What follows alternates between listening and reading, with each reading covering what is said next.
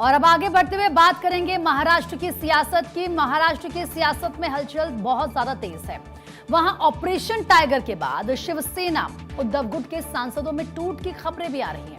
भारत 24 को मिली एक्सक्लूसिव जानकारी के मुताबिक पार्टी के एक वरिष्ठ नेता ने बताया कि उद्धव शिवसेना के बागी सांसदों ने लोकसभा स्पीकर को पहले ही चिट्ठी सौंप दी है और इस चिट्ठी की डिटेल्स और उसमें क्या लिखा है इसकी जानकारी अभी नहीं है, लेकिन यह माना जा रहा है कि उद्धव के बागी सांसद एक अलग गुट बनाएंगे और बाद में शिवसेना शिंदे गुट में मिल जाएंगे। लोकसभा में यूबीटी बागी सांसदों को दल बदल के लिए 7 सांसदों का समर्थन चाहिए, क्योंकि लोकसभा में यूबीटी के सांसदों की जो संख्या है वो 9 है।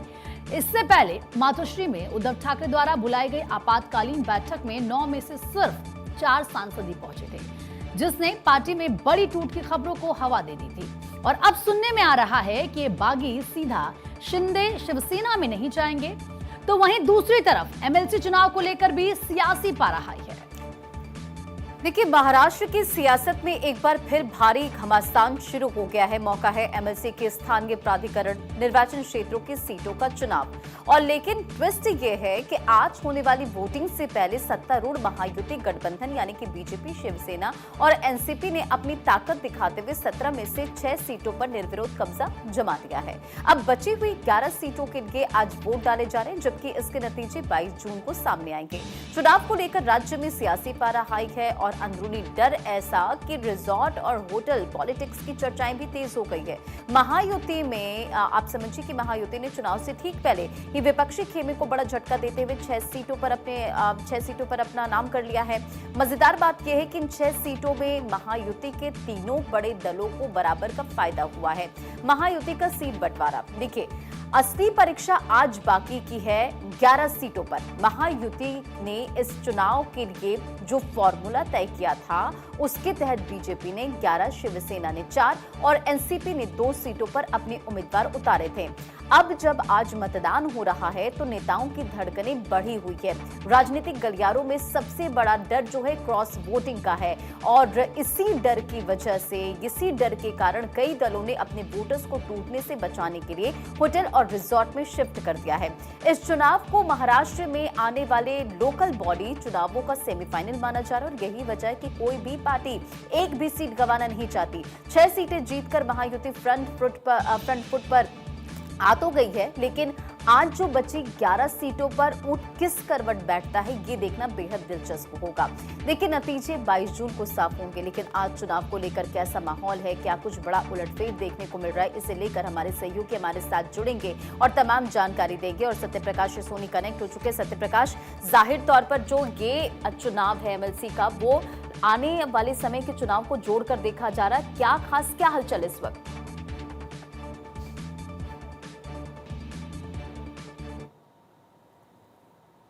कि 6 विधायक जो है उनको पहले ही चुने जा चुके हैं। और रही बात एनसीपी और शिवसेना की, और 4 सीटें जो है शिवसेना को दी गई थी और 2 सीटें एनसीपी अजित गुट को दी गई थी, जिसमें लोगों ने सहमति को जताई है। लेकिन इन 11 सीटों में कौन ज्यादा सीटें लेकर आता है, कौन ज्यादा जो है उम्मीदवार जीत कर आता है, इस पर जो है संशय बरकरार है। और लगातार क्रॉस वोटिंग को लेकर भी अटकलें लग रहे हैं कि एमएलसी चुनाव में क्रॉस वोटिंग हो सकती है।